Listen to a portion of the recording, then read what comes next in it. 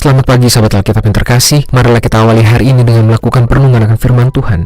Bacaan Alkitab kita pada hari ini berasal dari Mazmur 138 ayat 1-8. Dari Daud, aku hendak bersyukur kepadamu dengan segenap hatiku dan bermazmur bagimu di hadapan para ilah bangsa-bangsa. Aku hendak sujud ke arah baitmu yang kudus dan memuji namamu oleh karena kasih dan kesetiaanmu. Sebab kau buat namamu dan janjimu melebihi segala sesuatu. Pada hari aku berseru, engkau menjawab aku dan menambahkan kekuatan dalam jiwaku.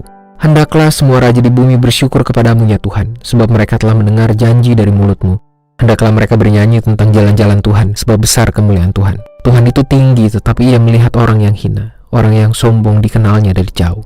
Walaupun aku berjalan dalam kesesakan, engkau melindungi hidupku dari amarah musuhku. Engkau mengulurkan tanganmu dan tangan kananmu menyelamatkan aku. Tuhan akan menyelesaikan segala-galanya bagiku. Ya Tuhan, kasih setiamu tetap untuk selama-lamanya. Janganlah kau tinggalkan perbuatan tanganmu. Sahabat Alkitab, apakah Anda pernah melakukan sesuatu yang memaksa Anda untuk keluar dari zona nyaman? Atau melakukan sesuatu yang menurut Anda telah dituntut untuk melakukan semua upaya itu dengan penuh daya juang yang lebih besar dari biasanya, hingga membuat Anda ingin menyerah? Coba Anda bayangkan, apa yang akan Anda rasakan jika melakukan semua itu sembari bersungut-sungut? Apakah pekerjaan itu akan terasa ringan atau justru terasa semakin berat? Itulah mengapa muncul prinsip untuk melakukan sesuatu dengan hati yang gembira, sekalipun hal tersebut adalah sesuatu yang tidak mudah untuk dilakukan. Pada satu sisi, prinsip semacam ini mungkin terkesan klise dan mulut-mulut, padahal prinsip ini juga menunjukkan dampak besar dari perspektif manusia yang sangat memengaruhi cara dan kemampuannya menghadapi sesuatu. Pemazmur pun menghasilkan kesaksian iman ini di tengah kondisi yang sedang dipenuhi kesesakan, bukan justru di tengah ketenangan.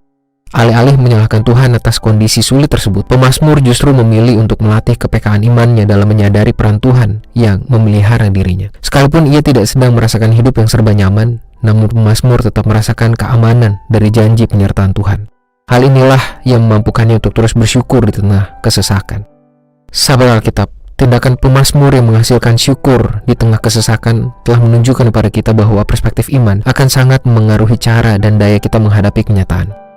Ingatlah bahwa iman yang dibangun dalam perspektif yang serba mengeluh akan terus terasa lemah dan sulit untuk berkembang, khususnya di tengah kondisi hidup yang sesak.